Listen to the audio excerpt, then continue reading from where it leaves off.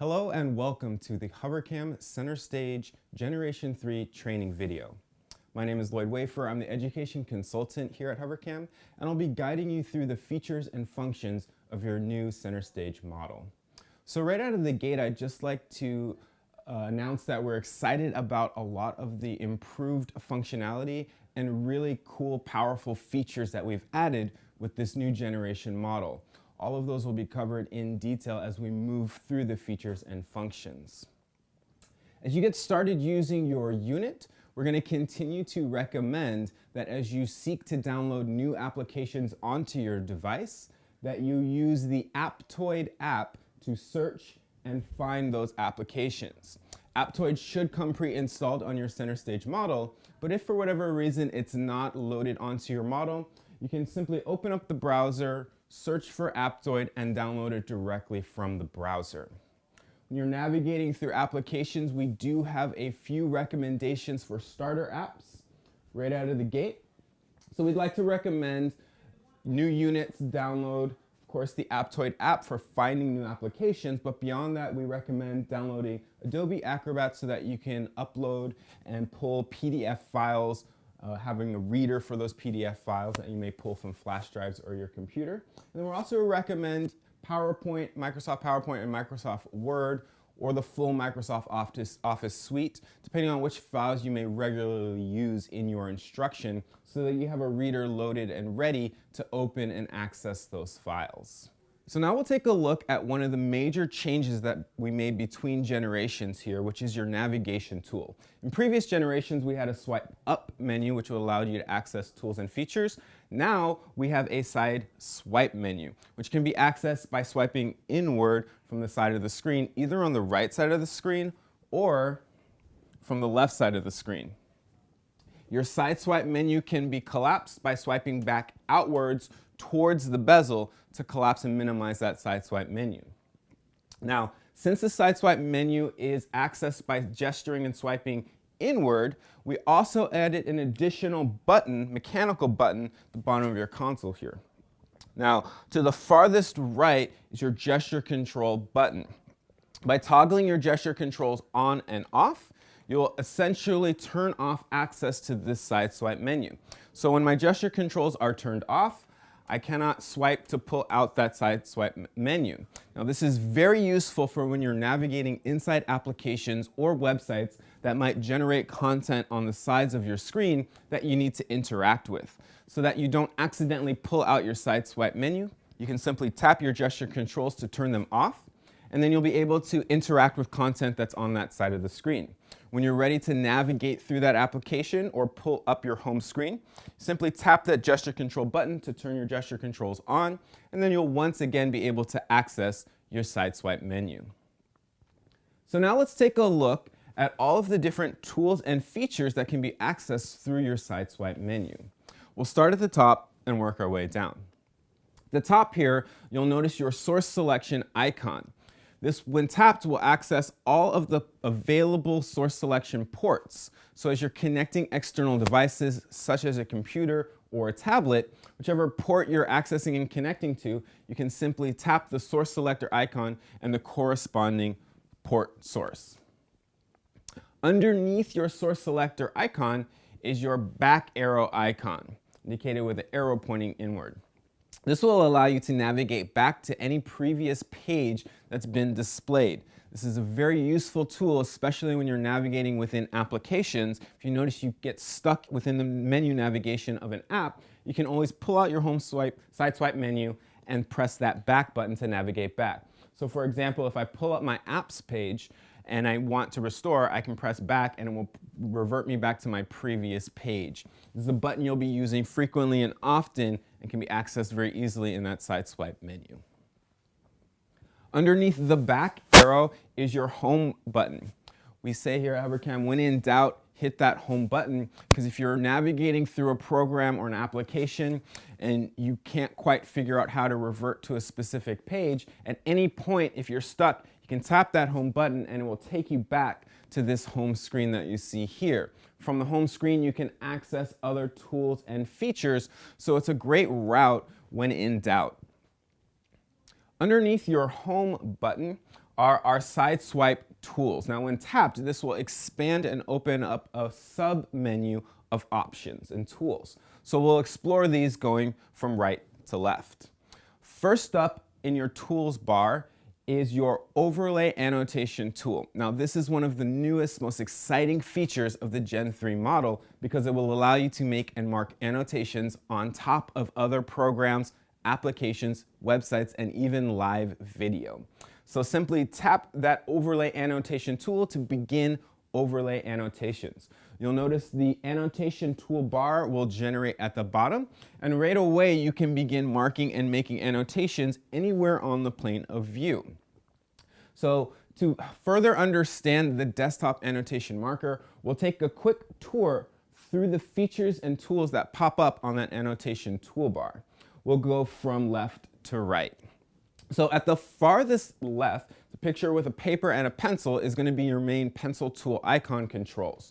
So when tapped, this will generate a pop-up menu that will allow you to cycle through different colors for your current paintbrush. You can also adjust the stroke size with the slider here, and you'll get a nice preview menu of what the annotation is going to look like directly above the slider. Now you'll notice there is no input or button for the eraser, and that is because another additional feature that we've added with this new generation of model is gesture erase controls. So when you're ready to make an eraser, just simply make a blade palm with the palm of your hand and swipe and make contact with the screen, the area that you wish to erase, and it will naturally make those erasers, allowing you to flow seamlessly between marking annotations and making quick eraser adjustments. Inside the paintbrush settings, you can adjust the eraser size. So if you need to make the eraser smaller to accommodate smaller hands, or if you'd like to erase a more fine area of view, you can adjust that eraser slider under your paintbrush settings icon. Next to the paintbrush settings, we have our undo and redo button. These will allow you to cycle through changes and annotations that you make really quickly on the fly. So if I mark an annotation on my field and I want to undo those strokes, I can cycle through multiple iterations of actions that I've taken, and using the redo button, I can cycle back forward through those. So this will hopefully open up seamless editing and revision on the fly when you're in front of your student or audience. Next to the redo button is our clear all icon. It's indicated by a piece of paper with a broom icon sweeping. When tapped, this will activate a confirmation page reminding you that when you use the clear all feature, it clears those annotations completely from the memory, so you won't be able to tap the undo button and undo that annotation. So it gives you a nice warning saying that the clearing is irrevocable after clearing. You can either cancel that or confirm that, and it will clear all of the annotations that you have on your page, giving you a nice fresh canvas to continue marking annotations. Next to the clear all icon, located at the center of our annotation toolbar, the minimize options, an arrow pointing down with an outlined circle around it. When tapped, this will reduce your annotation overlay menu, freeing up more space on the field of view for marking and making annotations. To restore that bar, simply tap the gray arrow pointing up to reappear or regenerate that toolbar at the bottom of your screen. Next to the reduction button is our save icon indicated with the save symbol. When you have annotations on your screen that you're ready to save and archive for later reference, simply tap that save icon and you will be given the following options. You can immediately choose to rename the file, and it's indicated at the top there, so that'll help you keep your files organized. And then you can also decide where you would like that image to be saved, either locally or saving it directly to a USB flash drive. We'll talk more about connecting USB flash drives and external storage later on in our video. Once you've decided your destination and file name, simply tap OK, and that file will automatically be saved and stored under your ES file manager. Another feature that we'll cover in detail is accessing those files that you've created and stored. Next to our save icon is our image insert icon. This will allow you to insert images onto your annotation field. So when tapped, this will begin the process of asking you where you would like to import that picture from, either internal storage, or perhaps you might have an external flash drive connected that you'd like to pull documents and images from. So I'm just going to go ahead and select a random whiteboard screenshot that I previously saved. It's not terribly exciting, but it will give me a preview of that image. I can then use pinch to zoom controls to points of contact to pinch and zoom in on that image, rotate that image, reduce it, or simply use one finger to slide it to the desired area of the field of view. And from here, I can either delete that image altogether by selecting the X icon, or once I know where I want my image oriented, I can select the white check symbol to paste that annotation in its desired location. Now, once this annotation image is pasted, it cannot be edited and resized or adjusted. So if you notice that you need to make an adjustment to an image that's been pasted, simply use your gesture controls to erase that image and then reinsert it at the proper size and orientation. And next to our image insert icon is our cropping tool. When selected, it will open up a cropping window, and you'll notice points of contact around the perimeter of that cropping window. Any of those points of contact can be dragged to expand or collapse your cropping field of view. And finally, next to our cropping tool, we have a shortcut route to our whiteboarding application. So when tapped, this will launch you into the full whiteboarding app if you desire to have a full whiteboard canvas for your annotations. So even if you're web browsing and making annotations, or inside of an application and making annotation, at any point you can tap that whiteboard app icon to launch the full whiteboarding application. We'll cover the whiteboarding app in more detail in a later section. But at any point when you're ready to return to your home screen, you'll notice that at the bottom left corner there is a door exit symbol. Tapping that door exit symbol will prompt an exit confirmation screen for you to determine whether or not you'd like to save your content before exiting out. Right now we're not going to save. And this will return you to your home page. Similarly, when you're making your annotations and you're using your overlay annotation tool, once you've decided you're done making those annotations, at any point you can remove this annotation tool by selecting the same back icon. You will get the same exit prompt confirmation. We don't need to save these annotations now, and then you'll be back on your home screen. So that is our desktop annotation tool. The next tool in our side swipe menu that we'll be covering is our settings shortcut route. It's indicated by a gear symbol, and when tapped, this will open up all of your system-wide settings controls, allowing you to make adjustments and configurations. So for example, you can browse your system's storage, seeing how much data and memory you currently have available both on the system's internal hard drive and connected storage devices. So having this in your side swipe menu, the system, is a great way to make adjustments to your sound. If you need to make adjustments to your Wi-Fi network, all of those connectivity and user experience adjustments are going to be accessed through your settings in the side swipe menu. Next up, we're going to cover the file extension. So when tapped, this will give you a quick route to your ES File Reader, your file manager app. So we're going to cover in more detail how to access and pull files later on, but just note that in your side swipe bar there is a quick route. By tapping the folder symbol, you can access and find your files easily and readily. Next up, we'll cover the Snapshot tool in your side swipe bar. It's indicated by a camera icon. When you're making notes and progress and annotations on your board, if you notice that you want to save and capture that work for later reference, you can simply tap that icon. It will give you that on-screen visual indication that the image was captured, and it will show you confirmation to the bottom right, as well as give you information about where that file was currently stored. all your files, including screenshots, can be accessed through your file manager. So you'll have a quick and easy reference using your pull-out side swipe menu to snap snapshots on the fly in real time as you move through the delivery of your content. And lastly, on your side swipe toolbars, you'll notice to the far left there is a volume icon which will allow you to digitally slide and adjust the volume of your panel.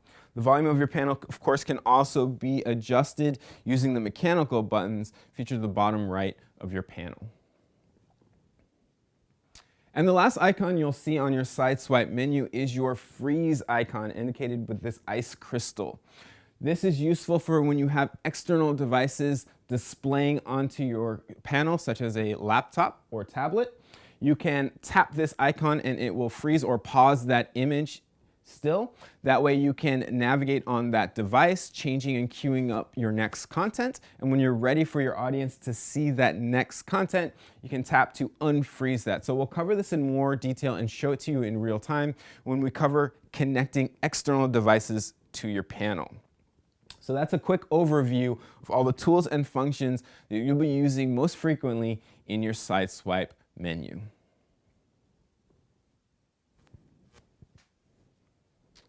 Now we're going to take a look at when you're at your home screen, what do you see and what can you navigate through using these icons and tools at the bottom of your home screen. We'll cover these from left to right. So at the far left corner, you'll see you have a native browser application. When activated, this will launch you into your standard Android web browsing tool.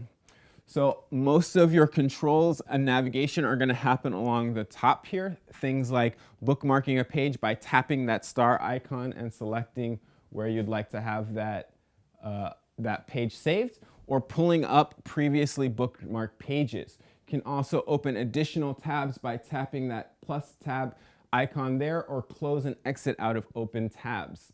You can cycle through back and forth through your web browsing pages, and you can also refresh or stop the page from loading in. So explore the features of your browser toolbar here, but keeping of note that these toolbar navigations are your standard Android web browser navigation tools. Next up on our home screen, we'll take a look at the whiteboarding tool. Now you'll notice that the whiteboarding tool and your desktop annotation overlay tool have very similar interface and icons with just a few subtle differences. So as we take a look at your main canvas for whiteboarding, to the far left, this time you'll notice there's a little paint can icon. It's kind of tipping over. This will allow you to adjust and change the actual background for your canvas for your whiteboard annotations. You can select a set color, or you can select this image icon and select from additional backgrounds such as sheet music or a field of play for sports coaching, etc. So once you've selected your background, you can just tap anywhere else on the field of view to begin marking annotations. And with this Gen 3 model, you're going to get that much faster, more responsive annotation marks as the digital ink begins to flow, kind of like a pen, ink flowing from a pen from your finger. Very fast, very responsive. Similarly to that overlay annotation tool, the paintbrush icon indicated by a piece of paper and a pencil will allow you to make changes to the color as well as the stroke size of your annotations that you make. And you can also adjust the eraser size here. And that's going to be the eraser for your gesture controls. So if this eraser default is too thick or big for precise erasures that you like to make, just go ahead and adjust that eraser size there, that slidable bar. You'll also notice that you have an undo and redo buttons so that I can quickly undo annotations that I've made if I mark and make annotations, and I'll do a few different groups here. I can undo individual annotations one at a time, or I can redo them if I'd like to restore them. It'll allow you to navigate quickly through your annotations. At the center of our toolbar here is the option to condense or collapse that menu. So when tapped, it will reduce that toolbar, giving you more real estate on your canvas. You can restore that toolbar by tapping the gray up arrow that appears at the bottom of your screen. Next to that is our clear all icon, indicated by a piece of paper with a broom icon.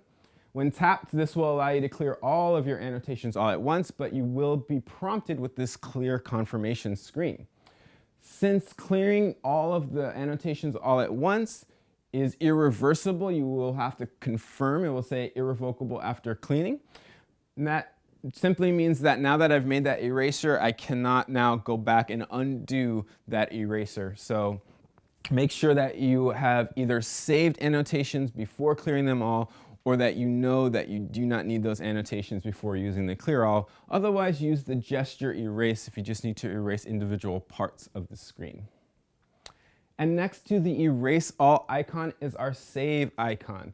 When you're making annotations that you'd like to record for later use and reference, simply tap that save icon and you'll be prompted with the following options. It will allow you to adjust the file name at the top by selecting that file name and typing in a more accurate descriptor name. And then you can also select where you would like this file to be saved, either locally or to a flash drive. You can also save either the current page that is being displayed, or if you have multiple pages of annotations up and running, you can choose to save all of those pages at once. Once you've made your save selections, go ahead and select OK. And that screenshot will be saved as indicated by a nice friendly reminder there above your toolbar. All your images, screenshots that are saved can be accessed through your ES file reader. Next to the save icon is our image insert tool. This will allow you to take images that you have either saved locally or on flash drives that you found online and insert them into your annotation tool, allowing you to adjust them and make and mark annotations on top of them. So when selected, this will prompt you to the Import Pictures menu. And this will allow you to browse through your system, locating pictures or images. I'm going to go to screenshots, just previous screenshots that we've captured. And this is a screenshot of my home page.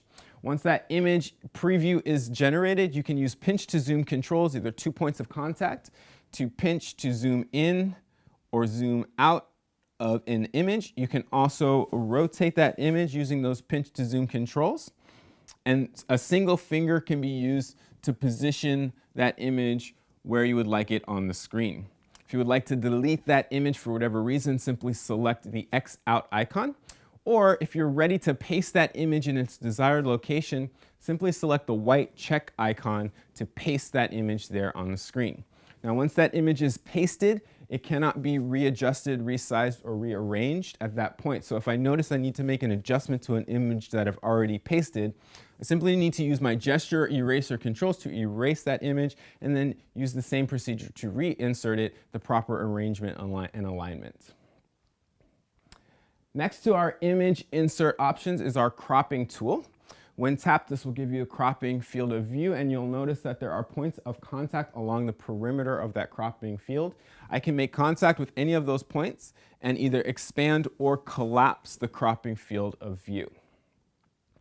And lastly, one of the differences you'll notice in this toolbar versus the desktop annotation marker tool is you can use the function of the split screen, and this will allow you to split your panel into 3 separate screens. So when tapped, this will launch you into this mode automatically. You'll notice there's a white line dividing the 3 sections of the screen. Now you can invite up to 3 different users to have their own canvas on the screen. They'll have access to a reduced toolbar here, allowing them to cycle through different pen colors or clear their annotations. So as they mark annotations on the screen, you'll notice that individual users can use the panel at the same time. And this mode will prevent one user's annotations from marking into another's field of view. So as this user is marking and marking and marking, if they go over into the other user's space, they won't encroach upon that user's space. So it's a nice way to divide up for multiple users, either for centers or other educational purposes. Again, simple controls, reduced controls for this, allowing you to have your users use it right out of the gate with minimal instructions, but you will want to set some expectations around procedures and expectations at the board. At any point when you're ready to return, you can simply either back out or tap that home button that's indicated at the bottom left, a couple different routes for that. Now, as you're working through your annotations, you'll from time to time want to have multiple pages of annotations up and running. So you'll notice at the bottom right of the screen here is our page indicator. At any point I can press this plus icon and I can generate a brand new canvas. I'll change the background of this canvas just for frame of reference. Now you'll see a page counter indicator at the bottom right. Right now it's saying I'm on page 2 out of 2. And these arrow icons to the left or the right of the page indicator will allow me to cycle through my active pages in real time. Again, I can snap snapshots of those screens at any time by snapping the save icon. When I'm ready to exit my whiteboarding tool, I simply select the back out icon located at the bottom left corner. It will prompt me through my exit procedures to confirm if I'd like to save these annotations or not. For the purposes of today, I won't. Now, next up on our home screen, we'll take a look at our All Apps icon. So when selected, this will pull up all of the applications that are currently installed on the board. And you'll notice there are a lot more icons here than were on my home screen. That is because you can choose which of these icons you would like to have shortcutted to your home screen. But from here, scrolling left to right, you can cycle through pages of whatever apps you might have installed. We only have one page worth of apps installed on this board, so there aren't additional pages. But as you begin to download more and more apps, those apps will populate to the right of this page, and you can cycle through by using your swipe left controls. So any of these applications can be posted to my home page for easy and convenient access. So for example, if I have a Microsoft Word file, I simply press a long finger hold onto that app, and then once this menu pulls up, I simply drag it to my field of view, and it will automatically generate that on my home screen for quick and convenient access. Now you'll notice I currently have 2 copies of the Microsoft Word shortcut installed on my home page. It's a little redundant, so when you need to remove these shortcuts from your home screen, simply press another long hold onto that icon. You'll notice the word remove generates at the top of the screen. Then go ahead and drag that up to the remove icon and release it, and it will be removed from your desktop. Now that application will still be installed on your panel, so it won't uninstall the application, it just removes it from your desktop. If you would like to uninstall an application that you no longer have use for, go to your All Apps page as seen here, and from this page, press another long hold onto that application. But rather than dragging it into your desktop screen, drag it up to the uninstall icon, the top left corner. You can also drag your apps over to the app info to generate information about that application. But when you're ready to install, simply hover it over and release. Now, I'm not going to release that in the uninstall because we want to keep Word installed on here. But as you find you're ready to delete those programs, it's a simple route to uninstall those apps. The next item on our home screen that we're going to cover is our File Manager. Now, this is going to be the main route for accessing and pulling files that you have either saved internally on the panel or through USB connected storage. So I would like to note for new screen users, in your All Apps tool, you'll notice you do have an app called the ES File Explorer. Now that is the same program that you saw on your home screen. So to make another convenient route, one thing you might want to do is press a long hold on that ES File Explorer and just drag it to your desktop so you have another shortcut to access those files. So both the ES File Explorer and the File Manager are 2 routes to use to access your saved media, be it pictures, images, or documents. All right, so let's take a look at the File Explorer. When opened up, you'll be able to see all of the available files that you can open to the right side of the screen, and on the left side of the screen, you'll see available destinations to search for that content. So if you tap your home screen, you'll see your native internally stored documents. So I'm going to scroll over here. I'm just going to pick pictures, and this is my screenshot folder. So this is going to be screenshots that I've captured while working and teaching and instructing. I can browse throughout the entire content of all available files and images stored here.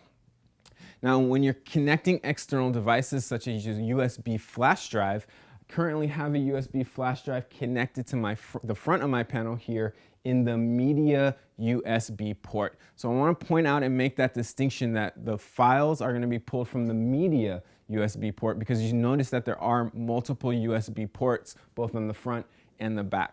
So I have my flash drive currently connected to that media USB port, and in my locations bar it has already generated that flash drive. It's identified it as SDA1, and that's going to be the default name that it generates for any external flash drives that you connect to your panel. So when you tap that SDA1 icon, you can see all of the files that are currently saved to whatever storage device is connected. I can browse through these, and when I'm ready to make a selection, select that desired file. Now I will open up, I have multiple programs and applications that could potentially read and open that file. So it'll ask me which is my desired location. I can select at the bottom here to set the default app, and then once I've made that selection, it won't generate this window every time. So for the purposes of this demo, I'm going to leave that box unchecked. I'm going to go ahead and select Adobe Acrobat, since this is a PDF file, and it will automatically generate that file. Now you'll notice I have interactive tools, and again I can annotate within that program, and at any point I can use my annotation overlay tool to annotate on top of programs as well. And the last icon on your home screen is your source selector. Now this is the same source selector that generates when you pull out your Sideswipe menu. So it's just two different routes to accessing which source you'd like the panel to search for, which port for connecting external devices, which we'll cover next. Okay, now we'll take a look at how to connect external computers, laptops, desktop computers to your panel. And once again, we do recommend that your Centerstage is going to be at its best, and you're going to get the most out of it when you do pair it with an external computer for that additional processing power and memory. So simply determine which connection port via HDMI or other connection ports you'd like to connect through. On your Centerstage Generation 3 model, you'll notice you have multiple HDMI ports. For the purposes of this demonstration, I've connected to the back panel to the HDMI 3 port. Now, since I'd like to also control my panel using touch controls, I'm going to select and connect the USB touch cable included with your Centerstage model to the corresponding USB touch port located on the back. So since I'm connecting to HDMI 3, I'm going to connect my USB touch to USB touch 3 so that those line up. Once those are connected to the panel, I'm going to take my device that I wish to connect. In this case, I'm going to connect a PC laptop, and simply connect the corresponding ports. In this case, we're doing HDMI and then USB for that USB touch functionality. Now, if the panel does not automatically generate that screen mirroring, remember you can select from your home screen either the source icon here, or if you're not at your home screen, you can use that pull-out menu and select the source icon there. So since I know I connected to HDMI 3, it registered it there automatically, and it pulled up, and it's now mirroring my laptop's home screen. Since I've connected that USB touch to the corresponding port and my laptop, I can use touch controls now to navigate and control my laptop. And once again, I can use the native Sideswipe annotation tools, and then I can begin annotating and marking on top of that as well. I'm going to go ahead and clear these annotations and exit out of this annotation tool. So it's really easy to connect those external devices. Once that's up and running with your touch connectivity, interacting with the panel is going to function exactly like interacting and navigating on your personal computer, personal device. All right, I hope you've enjoyed our preview and look at the features and functions of the Centerstage Generation 3 model. Once again, my name is Lloyd Wafer. I'm the education consultant here, and I'm available as an ongoing resource as you begin to navigate and use your Centerstage. Please feel free to reach out to me with any additional questions or collaboration opportunities. I'd like to thank you on behalf of all of us here at HoverCam for choosing HoverCam, and we hope you enjoy your Centerstage model. Enjoy the rest of your day. Thank you.